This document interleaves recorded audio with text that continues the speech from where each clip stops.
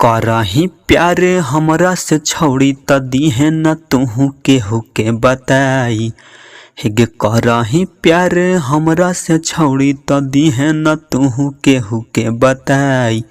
गे छौड़ी चल न तुहू देब घरवा हम मंगिया में सिंदूरा देब सजाई। भोला बाबा के ले के नममा जलवा दूनो देबै चढ़ाई। हेगे भोला बाबा के ले के नममा जलवा दूनो देबै चढ़ाई। गे छौड़ी चल न तुहू देब घरवा हम मंगिया में सिंदूरा देब सजाई। हेगे मंटू दीवाना कर है छौड़ी भोला बाबा के बहुत बड़ाई। हेगे मंटू दीवाना कर है छौड़ी भोला बाबा के बहुत बड़ाई।